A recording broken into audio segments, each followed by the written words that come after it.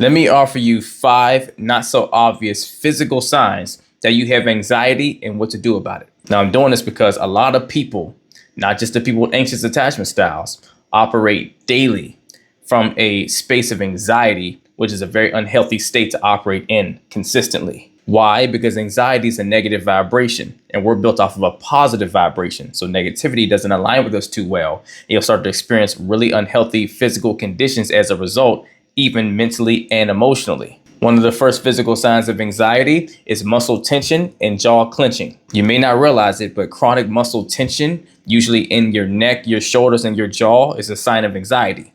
Teeth grinding, jaw clenching, especially at night, causing soreness. To work on this, you have to practice stretching, getting massages, and even mindfulness practices that kind of frees your mind up to release tension.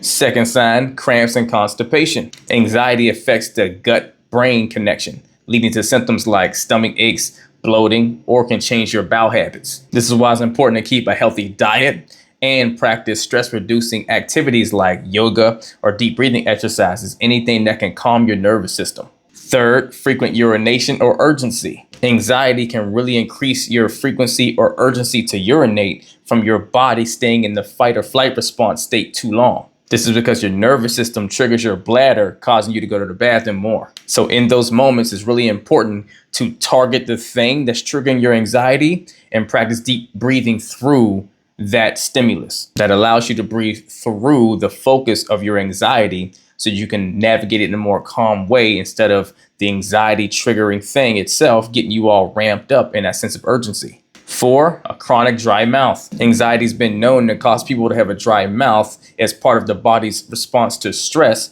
and is actually pretty common in stressful situations where anxiety is heightened. A great way to combat this is staying hydrated throughout the day and avoiding alcohol and caffeine, as that enhances the dryness, right? But this is on top of practicing those mindfulness, meditative, and deep breathing exercises to calm your nervous system and reduce the anxiety. And 5th, that most people wouldn't even think of, is numbness or tingling in your hands and feet.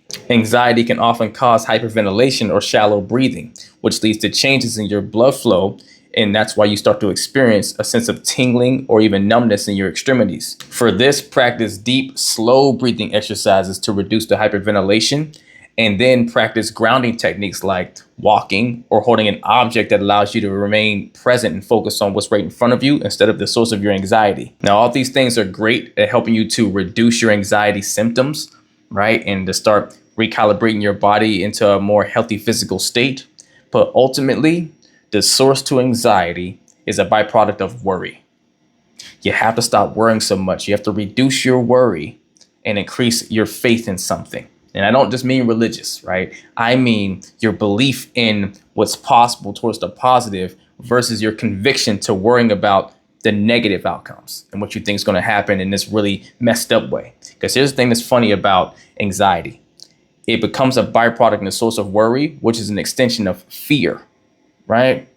And the thing that's funny about fear and even faith is they both require your choice of which one you want to believe in to have any power.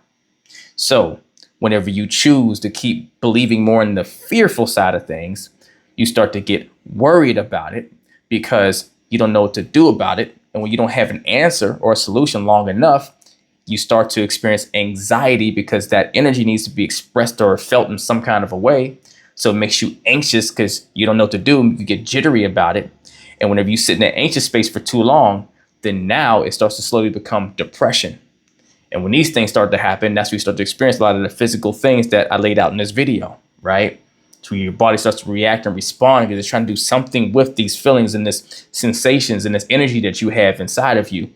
And since you've decided that it's a worrisome situation you're dealing with that you don't have solutions for, now you start self-destructing physically, mentally, and emotionally. So your biggest tool ultimately for combating anxiety is to be for you to challenge your mind to say, okay, I know what the possibilities are that I'm concerned about, but what's the possibilities of what it can be that I want it to be?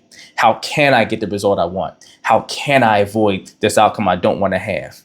How can I make it what I want it to be on the other side of the equation? Why is it very possible for it to be what I want it to be?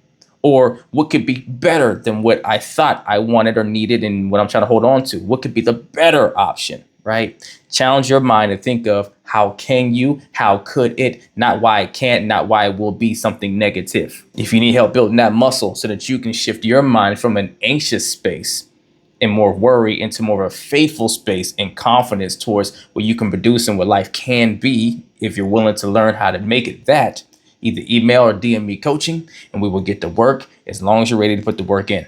Let's get it.